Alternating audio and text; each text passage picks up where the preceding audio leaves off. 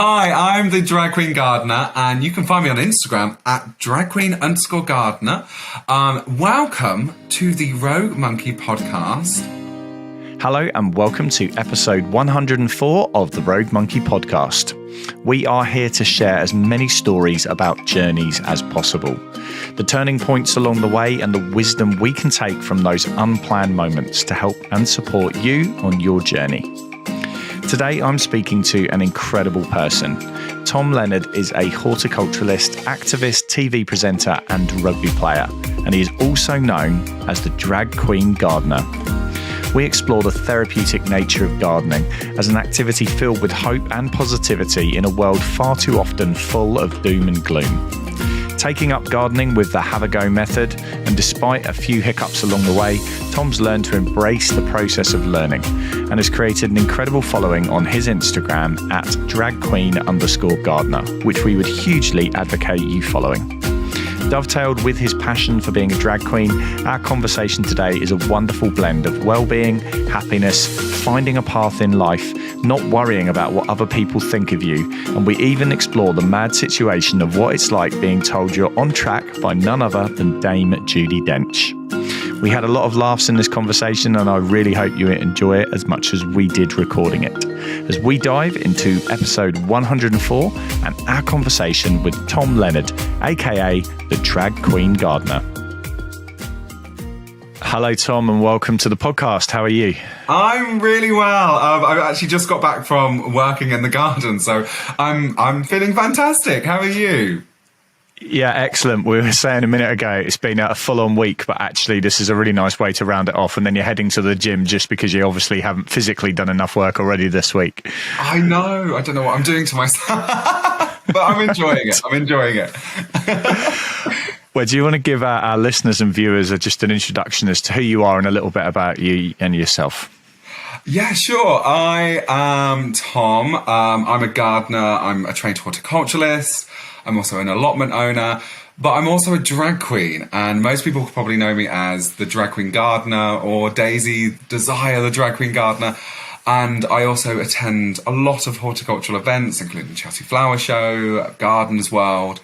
And I also do talks about how, trying to get more people into gardening and at the flower shows. And I guess, I'm sort of the new kid on the block in terms of the gardening scene. But you're certainly making a name for yourself very quickly, and I think it'd be really interesting to hear kind of how did that all start, because everyone has their own roots into gardening, and I'm sure a lot of people, I think it was into the millions, picked it up over the pandemic. But for you, how did it all start? Definitely. How my kind of gardening journey kind of started, I feel like most people, when they say they got into gardening, it's usually like their grandparents got them involved, from an early age. I didn't really do any of that. Mine started when I was 21, and I was living in Birmingham at the time, and I was catching the train into the city centre to work. And on that train ride, I used to pass these allotments, and when I looked out the train window, I was just really, really intrigued to kind of what they were doing. I thought, this is kind of cool. Like, they're kind of gardening, and they have an allotment. And I'd never really put a gardening glove on in my life. And I kind of was just, every time I passed it, it just made me smile, to be honest. It just kind of, made me think, I'd love to try that one day. And the truth of actually how I got into gardening was I was in a long-term relationship, and one night I got dumped, and the next day, I went out and got drunk that night, came back, woke up the next day, very hungover, and I just thought, wow, what am I going to do now? My life is falling apart, as you do at that point, the sky is falling. I don't know how I'm going to, it's like in a down music video, as you look out the window and think, the world is carrying on and mine is still. And I decided to go get an allotment. That's literally how my gardening journey started. I thought, I don't know what to do now, so I'm going to go get an allotment. And in that first year of getting an allotment, I killed everything other than one marrow. And I hate marrows. And if I'm honest with you, I did not know what I was doing in that first year. But what I did know is that I fell in love with gardening. I learned so much, and I think that's kind of where it all started, because even though I was getting so much wrong because I didn't know a thing what I was doing, I learned from it, and that's the thing about gardening. If you kill something or if you get it wrong, you learn from that, and you learn how to do better the next time, and how to progress. And that's what gardening is. It's just you're constantly learning. I mean, throughout my entire life, like, I think I'll just constantly be learning and eventually become some sort of expert in gardening, I'd hope. But yeah, after 4 years, I dropped out of uni. I was made redundant from work, and so I went to go train in horticulture, and I then started working as a gardener, and I was doing renovations and stuff and doing maintenance, and I help manage a 90-acre estate at the moment. But yeah, I fell in love with gardening, and I think for me, the one thing that I noticed in that first year was how much time flies, because, you know, I think in this day and age we're so prone, and don't get me wrong, I still do this, we're so prone to kind of sitting on Netflix and stuff, and you know, like Amazon Prime, and we, you know, 3 hours will pass, and it's like, you know, because we binge watch stuff. I was having that when I was gardening, because I'd go at kind of 8 o'clock in the morning, and I wouldn't come back until 7 o'clock at night, because time would just fly. I'd just lose myself into it, and I think that's amazing, because I'm not really picking up my phone when I'm doing it. I'm just concentrating. You know, you can't really multitask when you're gardening. You know, you can't do, you know, rake and sow seeds at the same time. You have to kind of concentrate on that one task in hand, and I think it's quite rare to do. I think people kind of have it when I don't know, if you're into like crafting or knitting or something like that. For me, that's gardening. You kind of lose yourself into it, and you're learning at the same time. So I think there's a really interesting theme that sits under that, because generationally we've got a lot of young people that there is a fear of failure and things going wrong, and it sounds like, other than that one lone marrow, the first year was deemed potentially a failure but also a great learning opportunity. So just, again, being a bit more experienced now and kind of throwing yourself into it, what's your advice with people that have that fear of trying something for the first time, whether it's gardening or anything else? Oh my God, I think there is so much, I think for people getting into gardening especially, like, there's so much intimidation. Like, I think, especially from a young person point of view, you feel like you have to know everything before you even attempt. And it's kind of like, because you have that fear of failure. But the thing is with gardening, like I said, if you fail, that's a learning curve. And I think when you're gardening, you know, whether I'm on my allotment or doing someone else's garden or at a flower show, it's kind of one of those things of, if I kill a plant, or I don't know, if I overwater my tomatoes or something, if that dies, then I know not to water it the next time. And that's what it is. It's not always about having this beautiful space. You know, it's about the process, and it's about enjoying that, and you've got to think, you've just taken, you know, 20 minutes or 2 hours out of a day or a week to nurture yourself as well as something outdoors, you know? And sometimes we forget about that. So don't worry about getting it right the first time. If you find something, a flower or, you know, a crop, you know, whether it's, you know, I love this kind of variety of sweet corn, or I've seen a dahlia or a rose in someone's garden. Start small, start somewhere, find something that you find interesting and go from there. Try and grow that. And if you can succeed, then try again and try something more.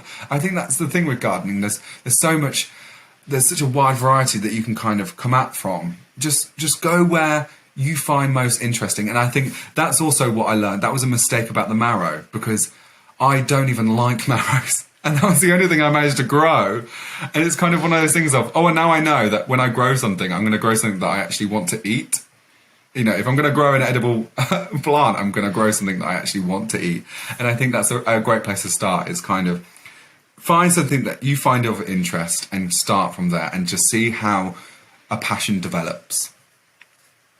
So I want to touch, you mentioned it there, around kind of the immersive nature of it, time flying by, and looking after yourself kind of thing. And, you know, I think for me, I can only speak from my experience, but there is a therapeutic element to gardening, whatever you're doing, whether it's, you know, trimming your hedges, you know, going and mowing the lawn, or actually growing plants, and actually just being immersed in something that you're completely focused on. There's no distractions, your phone's not there, your emails aren't pinging. And how's that kind of, now you've been doing it again a while, what's kind of your reflections on that, of how it impacts on, I guess, your well-being and your mental health? Yeah, no, definitely. Gardening has been so beneficial to my own mental well-being, and I think that's kind of why I push that so much of that conversation when I'm at these events and on social media, and and things like this, because it's so amazing. I mean, just from ground level, you've got to think of it like this. You don't garden hope. For me, gardening is like an active, is you actively participating in hope. Because if you think about it, you don't go out and, I don't know, prune your rose, or you don't try and grow these flowers from seed hoping that they won't germinate, or, or hoping that that rose won't flower even better the following year, or you don't plant a tree thinking, I am not going to reap the rewards of this in years to come, or, and leave that for the next person.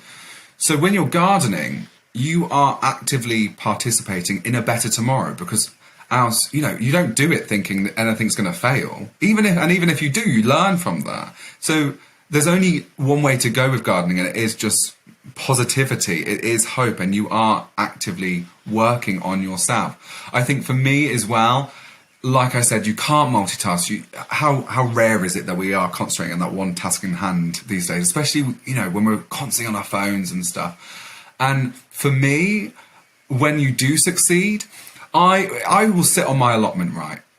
And I remember once, because it was the funniest thing, because it was the same feeling that I had. Basically, I'd grown these marigolds from seed, and they were doing amazingly. And I think marigolds get a bit of a bad rap, because I think they're considered like an old-fashioned plant, but my marigolds are fabulous to me. And I saw this bee fly in and land on my marigold, and I tell you now, do you know when, like, I can't believe I'm going to say this, but do you know when you're kind of trying to be a bit more hydrated and you're drinking loads of water, and then you go for that pee and it comes out clear, and you think to yourself, God, I am doing well in life. I'm doing the most. I am hydrated, and you have that ego boost of like, I got this. I'm living my best life here. That's how I felt when I saw that bee land on my marigold, because I think I'm doing the most here. Like, I am feeding the bees. Like, come on. Like, I'm providing a service that I've grown from seed. It looks fabulous. The bees love it. I love it. What an ego boost is that? When you see these pollinators come in and they're reaping the rewards as much as you, it's, oh my God, the ego boost. It's fabulous. I love it. Right. I've recorded more than 90 episodes, and I've never heard somebody compare urination and the satisfaction you get from seeing a bee indulging in the garden. However, and I would throw this in here, being and working in the world of sport, I can fully relate to the amount of conversations I've had with athletes, parents and coaches saying, if that happens, you're in a great place because you're ready to race.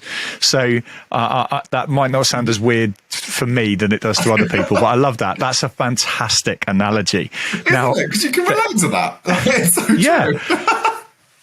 You certainly can. And I think for me, that comes immediately across as one of your wins, if you like. So what were some of the experiences you had other than, the marrow success in that first year? What have seen the other bits where you like, oh, this is awesome? Like, whether it's you cooked with food that you'd grown for the first time, or you just stood there and looked and went, actually, this is all going well. Like, can you just pick up on some of those points that you've had along the way so far? Yeah, definitely. Do you know what? It's not just for me though. Last year I was renovating a garden, and it's for a client of mine, and basically for me, what I also love is providing like gardens, for other people, and there's no such, I kind of feel quite honoured to do that, even though, I am coming in and they're paying me and stuff. It's like, okay, I'm creating a space for you. And basically, there was this lady who was, she's partially sighted, and she lost her husband a few years ago. And basically, the garden had gone to pot. I'm talking grass up to my knees. It was a wild jungle. So I went in, sorted all out the garden, and it's still going to be a process that I'm carrying on sort of part-time, because it doesn't need me as much this year. And basically, I've then added in all these sensory plants, so it's easy for her to kind of, being partially sighted, that she can smell plants, she can touch things, like in terms of kind of like a salvia, hot lips, beautiful scent. You can sit there on a kind of outdoor dining table and smell that flower.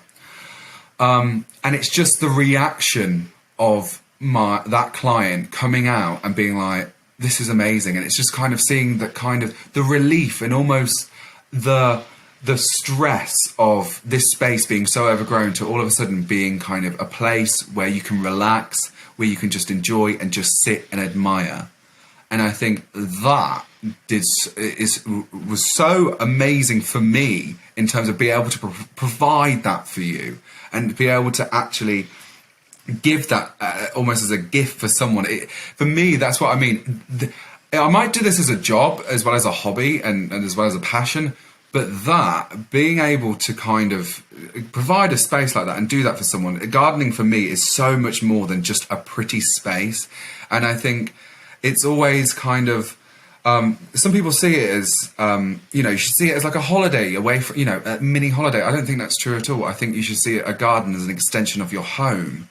Whether it's, a play area, whether it's, a beautiful place full of flowers, or whether it's you're growing veg for your kitchen, it's a space where it's part of your home where you should feel relaxed, empowered and inspired to kind of do whatever you please in terms of your gardening. But yeah, going on, I think growing stuff like, oh my God, I grew these amazing pumpkins last year, and oh my God, I am not the best cook. I'm working on that. But I made my own pumpkin soup. And, and that's when I kind of go out and think, I'm going to get that nice crusty bread and put on that, lather that butter on, because this is something I'm really going to enjoy. And as much as scrumptious as that pumpkin soup was, it's almost heartwarming for yourself to think, I grew this. Like, I took one seed and grew this massive pumpkin, and now I'm eating this gorgeous soup that I made. And and that's what I mean. I think it's those small, simple things that really kind of get me it just warms my heart and kind of feeds my soul in that perspective. And I think, yeah, those sort of things also just... Gardening is just so good for you, and I feel like if more people, just got involved, you don't have to have acres of land, you don't have to have a huge space, you can have a few hanging baskets on your balcony or a window box or something. But when you get involved and when you get a bit productive with it, and you see what you've done and kind of sit back and admire, and you think, I've not just enjoyed that, but I'm also looking at something or eating something that I've provided for myself. And I think there's a lot to be said in that. And I think there have been times, obviously, in the last 4 years where my mental health has struggled, and I've been very depressed. And I think for me, when I sometimes struggle to kind of look after myself in terms of, I don't really know a best approach to kind of how to kind of deal with a situation, or, when everyone's had this moment where you kind of get down and you think, I'm struggling to kind of get myself out of this.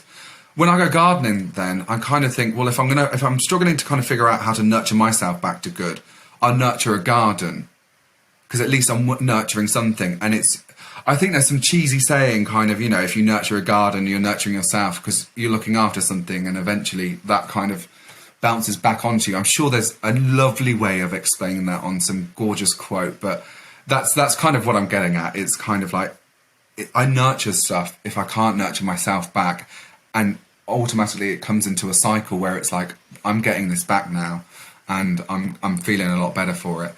And I mean, one of the most kind of dramatic circumstances of that is a couple of years ago, I lost my stepdad very suddenly, and I didn't know where to turn, because I was I'm in my mid-20s, and then all of a sudden my stepdad was gone. And it was very, very sudden. And then not just that, I had to deal with the fact that I'd almost become like the man of the house sort of situation. And as strong and as able as I am, it was so difficult, because not just that, then not long very afterwards, my uncle had passed away, and it was just it was a lot at once, especially for someone in their early 20s, to lose two people who you were quite close to so suddenly. And if I'm honest, I kind of felt like I was surrounded by just this grey cloud hanging over me. And I used to go to my allotment again and kind of just teeter around or just do something, because I just think, if I don't know what to do, I'm just going to just do something that I love. And hopefully, this has usually worked in the past, so this should work again. And I kind of remember just sitting back on my bench at my allotment, and I looked around. And I looked at, the bees kind of coming in, and kind of just looking around at what the work that I'd done over that kind of year so far. And I just thought to myself, God, even though I feel like I'm kind of surrounded by death in this, I'm literally growing life. And as hard as this might be, in this kind of dark time that I feel like I'm in, I'm literally putting life back into the world, and there's more that's benefiting from that.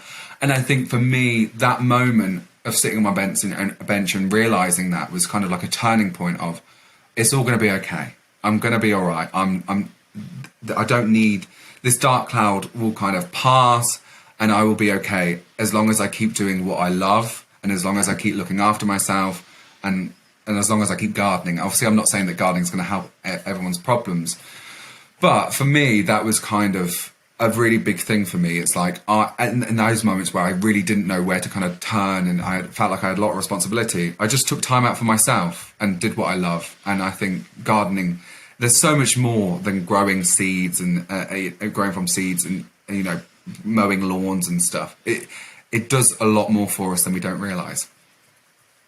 Sorry, No, that's absolutely fine. And to be honest, I'm really glad you touched on that, because I think we're getting into a noisier and noisier world. And I think the garden, and I find it, I used to live by the coast, and I find the beach is that place for me where it's peaceful, where you can switch off, and it's almost timeless, especially when you have done, say, some work in your garden, you just sit there and just take it all in. I think there's a level of kind of serenity that actually we're missing a lot in this world, because it's always, what are you doing now? Where are you going next? Notification, music, noise all the time. Whereas actually a garden, you can just go out and it is peaceful. Literally, and not just that, it's no matter how small or large that space is, that's a space you've built for yourself. That's your own little kind of sanctuary, and enjoy it. And I always kind of say to people, you need a place to sit in your garden. It's all well and good, like, having this beautiful space, or, growing whatever you enjoy, but you need a place to sit, whether it's a deck chair, a bench, a picnic blanket. It doesn't matter, but you need a place to just sit there. So, when you're doing what you love, whether, when you're in your growing space, sit down for a moment and just look around and just enjoy. A garden is not a garden without a place to kind of sit and admire what you've done. I would 100% agree with that statement. And I'm curious, as I'm sure a lot of our listeners and viewers are, at what point, going from this journey of, I'm going to create something that's mine, that's my space to go, that's peace and quiet, does the whole drag stuff get blended into that? Because I think, I don't mean it more of as a cliffhanger. I'm genuinely just curious, because, like, just talk us through that process. Was it an overnight thing, or was it something that, like, gradually happens? Like, how do we get to that space? Oh, do you know what? As ridiculous as it is, it's weird, because now I'm probably more known as the drag queen gardener. I did it for a laugh.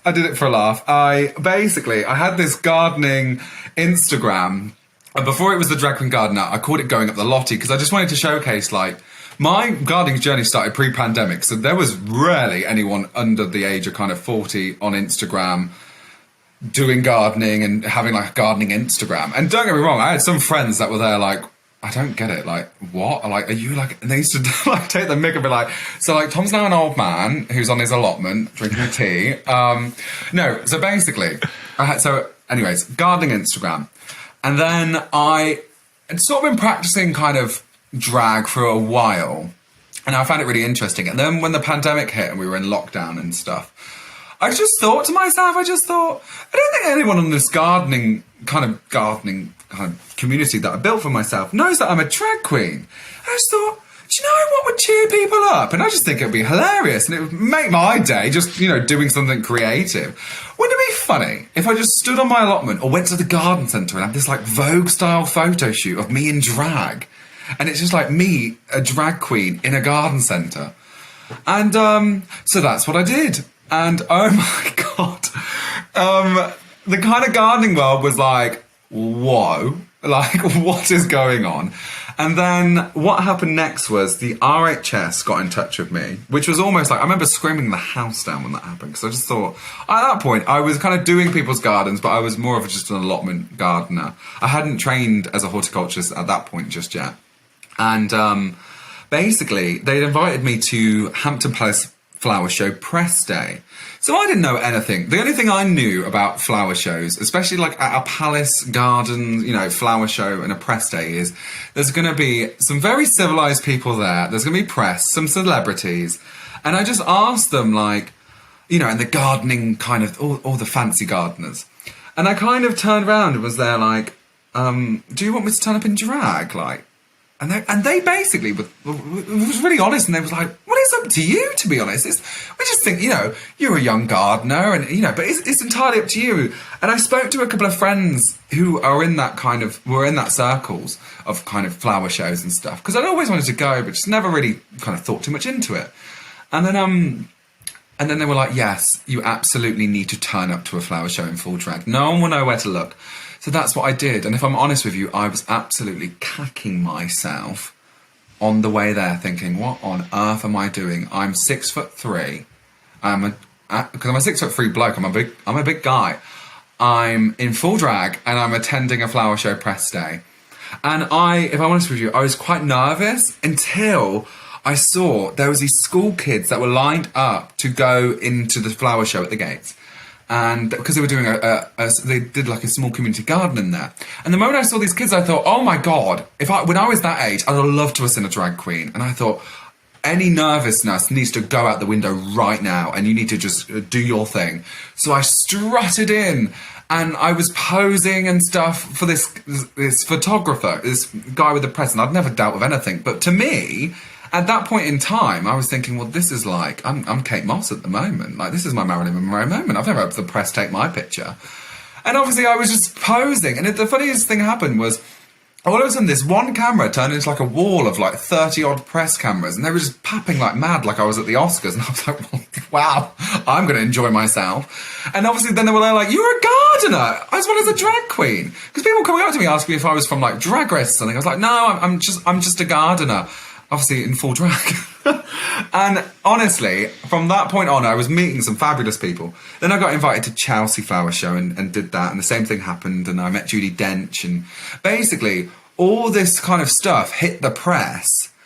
And then I was invited on to start talking about gardening on BBC Radio. And bits started happening. And then all of a sudden I got an agent. And then all of a sudden it was the drag queen gardener, because I realised, I was like, people love this and I love this. And do you know what I love the most is that there is no one like me. There is, in the kind of gardening world, how do I put this? I didn't feel like that kind of being queer was something that was necessarily like kind of suppressed, but I didn't feel like it was something that was necessarily celebrated either.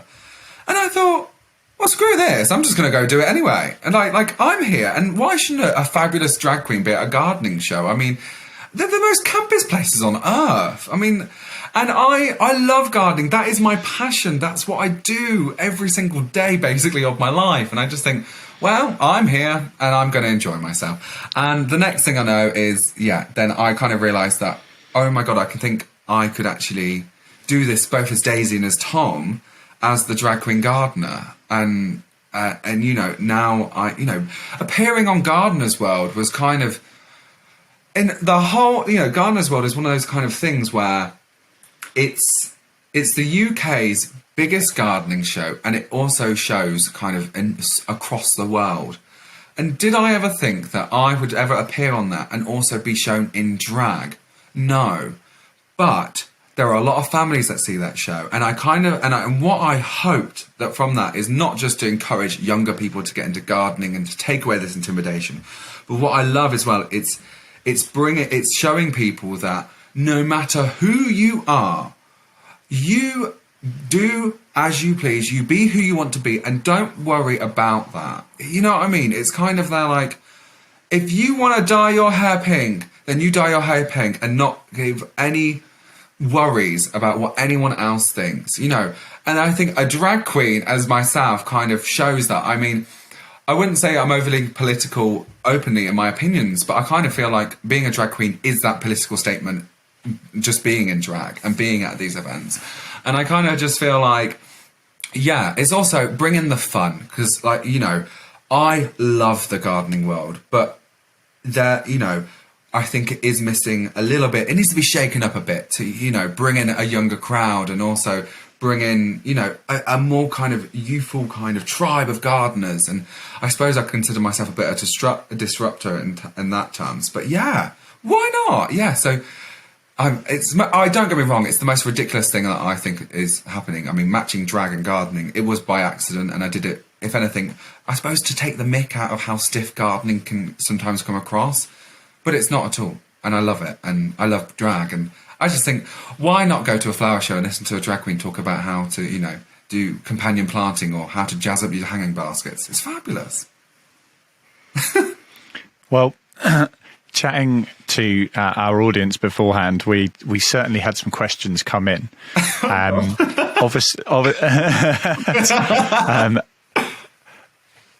The first one was, how do you put a spade in the ground in stilettos?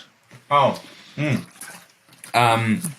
wow. The truth of the matter is, I don't actually garden in drag, but it's very easy if you have platform heels on. Honestly, darling, like, you've got to add a bit of couture to your manure, you know? A bit of sass to your grass.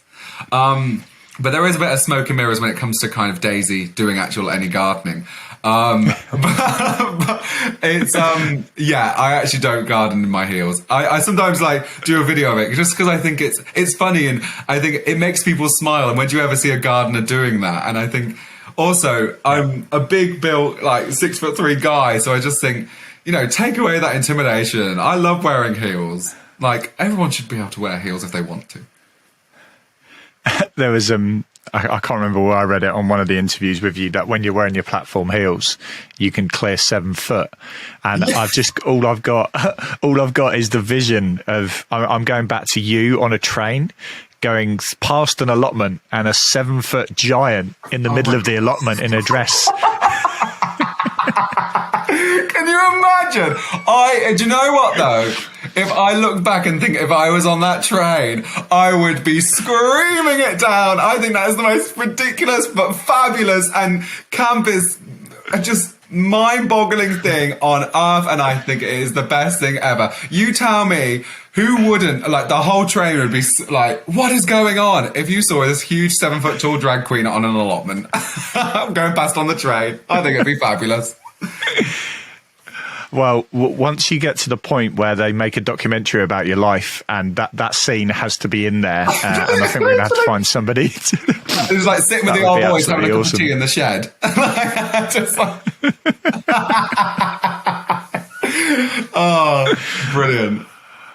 Oh, fantastic. Well, I've got I guess a relatively obvious question, in the sense of when you went along to these various events, how do you put yourself in a position where you can stand there in front of someone like Dame Judy Dench and have a conversation and go, this is real, and I've built this off the back of being confident and trying all these things that you said you've done? Take us through that process, because there's a big difference between, I think, doing something that's quite outrageous and putting it on social media, and actually going out into these kind of massive events and then actually carrying on. And I guess, yeah, talk us through that. I think in terms of when I first started doing the events, like going to the flower shows and stuff, I was really, really, I suppose, nervously scared. But I was the kind of just there, like, I'm going to hold my own on this. Like, this is me. I'm living my best authentic life, and I'm not gonna kind of care. And I knew that there'd be some judgment and some backlash. So on that Chelsea Flower Show, that was my first one where I did interview Judy Dench. I held a bag with me that just said, I didn't ask for your opinion, because I just thought people are gonna look at me, like, there are gonna be some people at this event that are gonna look at me and think, what is that? And I just thought, well, I didn't ask your opinion. But Judy Dench, oh my God. Yeah, I'm not gonna lie, I am confident, and when I am in drag, I'm very confident, but wow, that is a moment where you kind of think, just don't pee yourself, like, just don't screw this up. And I remember I just thought, the only way I can get through this is if I'm gonna go straight in and just be funny, but also speak about gardening and just try and lift the mood. Because I think it was quite funny, because once you kind of walk in, there's so much pressure around her, and you just kind of think, okay, I need to own this. And I literally just walked in and went, oh, Miss Dench, it's lovely to meet a fellow queen. and she just erupted in laughter, and obviously it was like, oh, okay, I'm good. And then I was like, oh, it's a pleasure to meet you, and blah blah blah, and kind of did the whole kind of spiel. But then, if I'm really honest with you, I then turned around and said to her, I was like, oh, can I say something? Can I just speak to you for a minute? Because whenever do you ever meet like Judy Dench and have like be able to have like, you know, can I say something to you? And I just thought, and so she grabbed my arm and she pulled me to one side so we could actually have like a little conversation. And I basically just told her, I was like, by the way, I've just got to let you know, Judy. Because I just thought, I'm going to be myself. I was like, oh, by the way, I've just got to let you know, Judy. If I can call you that. And she's like, yes, of course. I was like, I actually used to be an actor, and now I'm a drag queen, I'm a gardener, and I'm training as a horticulturist, and now I'm interviewing you. And she's like, and she grabbed my hand, and she looks me dead in the eyes, and she just went, I think this was meant to be for you, darling. And she just smiled at me, and I was like, I think it is too. I think this is actually what I'm supposed to be doing. So I took Judy's advice, and I've turned this into a bit of a career. But honestly, it was mad. It was mad. She's beautiful. She's wonderful. I watched her interview with Louis Theroux recently, and I came away from it thinking, she's everything I hoped she was, if that makes sense. But to have kind of be speaking to somebody who's had that experience, and I think it's there is, whether it was Judi Dench or anyone else telling you, I think when you found something that you're passionate about, you enjoy, you can be authentic, you don't wake up on Monday and wish it was Friday, you know, then you have found that kind of path. Yeah, I think that's the thing. I feel like this is what I'm meant to be doing, and you know, no matter whether I'm Tom or Daisy, to be kind of pushing the kind of message of, you know, gardening and how good it is and how to do it and how not to be intimidated and trying to become the next kind of, like, I suppose, like, long term, I'd love to be the next Monty Don and stuff. I mean, and kind of just trying to promote gardening and trying to get more people into it. I think that's a job well done for me and a bit of a pat on the back, and that's what I love doing. I love gardening. I love trying to get more people into it. And I think that's what I mean when I kind of compare myself as a drag queen to the other gardeners who are attending these big events, is whether, it don't matter who you are, whether you're Monty Don, whether you're Judi Dench, or whether you're a drag queen, the one reason why we're all here is because when you reduce it right down, we all just love gardening, and we love what it does for us, and we love what it does for other people, and we just love gardening, and that's why we're all here, and we all have all that same thing in common. So looking forwards, obviously, it's probably been a complete whirlwind from when you first got that allotment to where you are now. But perhaps you said, you know, you've got an agent now and you've got all these other opportunities opening up. So looking forwards over, say, the next year or two, what are the exciting things that you've got in the pipeline that you're looking forward to? I mean, as myself, I'm loving my job. I'm loving my kind of career. I'm trying to get as much experience in every kind of form of gardening at the moment. And obviously at the moment I'm kind of doing more estate management, and last year doing renovations and obviously growing around on my allotment.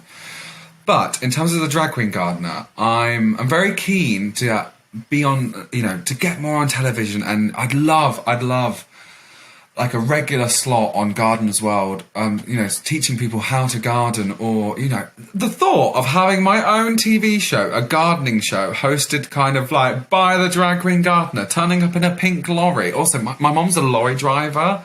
I know, this is ridiculous. I've got a woman lorry driver and a drag queen gardening son. It's the two peas in a pod.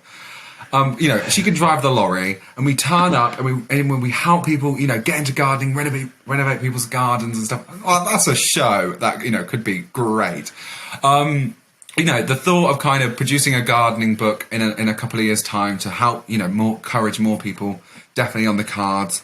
And I just think, yeah, the world's kind of my oyster when it comes to this, but ultimately my career will be a gardener and trying to promote gardening and getting more people. But in terms of this year, I'm attending a lot more flower shows, and more events that aren't necessarily based around gardening and stuff. We're looking at kind of festivals and stuff to kind of get people more into it, to kind of get more of that outreach in terms of, going to a flower show, whether it's talking about kind of the mental well-being benefits of gardening, whether it's, teaching people how to turn a tiny space into a growing space, or, trying to take away that intimidation ultimately of getting into gardening, or just helping people with their gardening knowledge, or just teaching people a little bit more about what I love and how they can benefit, and what they can do, and if they need any kind of questions answering, whether it's how to improve their soil or compost or anything really, how to grow the best kind of sunflowers. Happy to help. That's what I love, and that's what I just think is amazing, and that's what I want to kind of provide for the world. But yeah. Well, this could be a really interesting conversation to pick up in a few years' time, because if I'd have spoke to you in 2019 and said, in the next 4 years, this is going to happen, you'd have probably laughed me out of the room. So I'd be really curious in 4 years' time to see how much further you're going to go, because it's fascinating. And I think too many people, have pipe dreams and go, I will do that someday. I'll get to it. And actually just throwing yourself into it, you've now got to a point where you look back and you think, I cannot believe that has happened.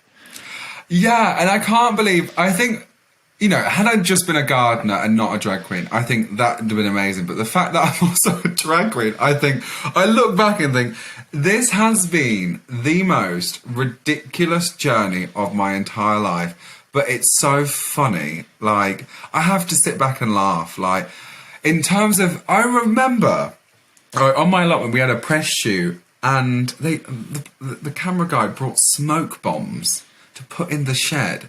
And I just think, at what point in my life did I ever think that I would be sat in a shed in the heat of summer in full drag with smoke bombs going off, burning my eyes, and they just want me to burst out this shed door and be like, it's me. Like, and it's just, that is mad. On an allotment, surrounded by people a lot older than me. It's ridiculous, and I love it, and I it's mad. But I actually wouldn't choose anything else. And I think I actually consider myself quite fortunate and lucky to be, because I'm only 26, and I kind of think, God, I'm 26, but I know what I'm doing in life, and I know what I want to do. I know where I want to go, and this is my passion. And honestly, I'll be in my 70s still gardening and still trying to encourage more people to get into it as well. And I think that's my life now, and I love it.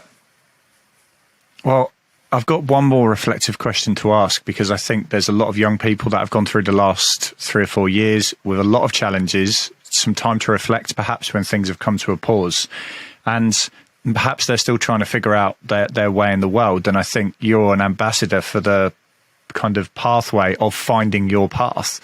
And what would your well, you are, and I think there's as I said, there's a lot of people who are struggling to kind of find that route. So what would your advice be to everyone out there looking back? I know you're only 26, but what would your advice be to, say, all the teenagers out there who are trying to find their way in the world?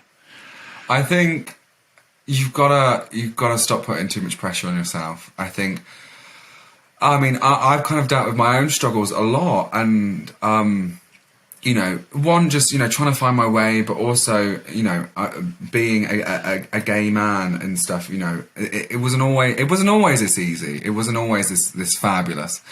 But if I could look back and kind of just say, don't forget to love yourself. I think you spend so much time over criticizing yourself, analyzing what you're doing or how you come across to people, and worrying so much what other people think. And ultimately, like I said, kind of what other people think of you is none of your business. And sometimes it might be hard, it might be a struggle, and it might feel like I wish I could be like that person where they're, where they don't have to feel like the way I do.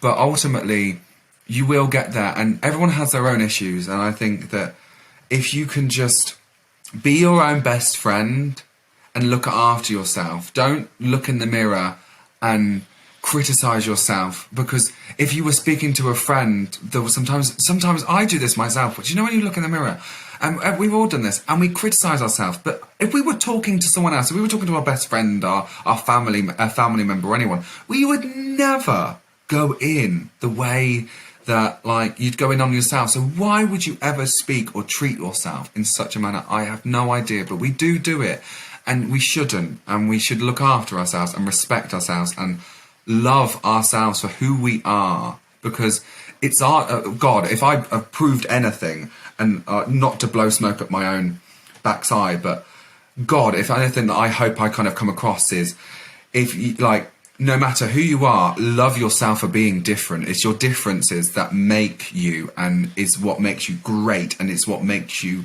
loved, and love is what gives you that permission to love yourself. So embrace the differences.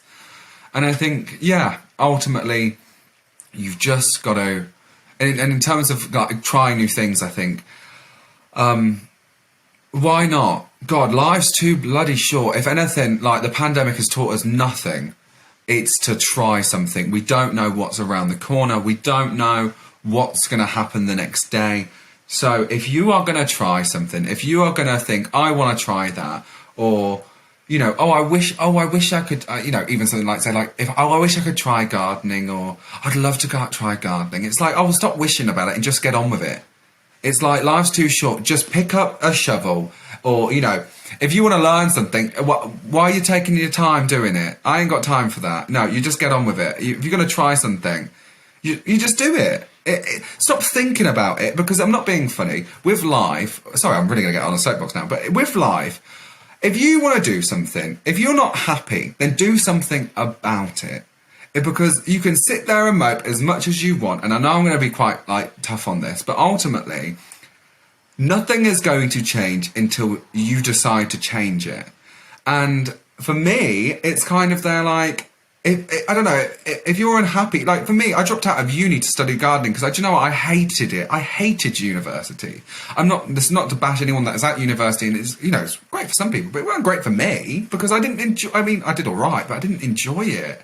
I enjoy so much more. And you know, that's a big risk to kind of leave your degree, especially when you're doing quite well on it and your parents kind of, you know, might have some opinions on that. But ultimately, it's kind of like, if you're unhappy, take a risk, do it, do something that you enjoy. I mean, we haven't got time to sit fanning about trying to figure out if we can do something, or, you know, would I be good enough at this? Just get on and do it. And if you don't like it, well, at least you've tried, and you can sit back and say, well, I tried that. And often what I find is, once you do kind of throw yourself into something, well, you know, if you throw yourself into gardening, even if you didn't like it, you figured out there's usually something on that pathway, on that road, on that journey, that you now have a different direction of way to head. Because you've tried something, and you now have a formed opinion on something as well.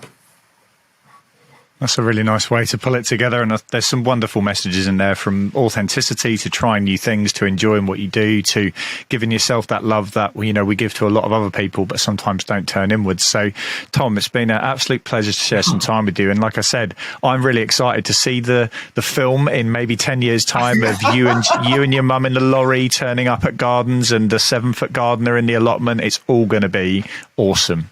Oh, well, thank you so much for having me. It's been lovely. Oh, bless you. Thank you so much for being so nice as well. Thank you. Yeah, it's been lovely.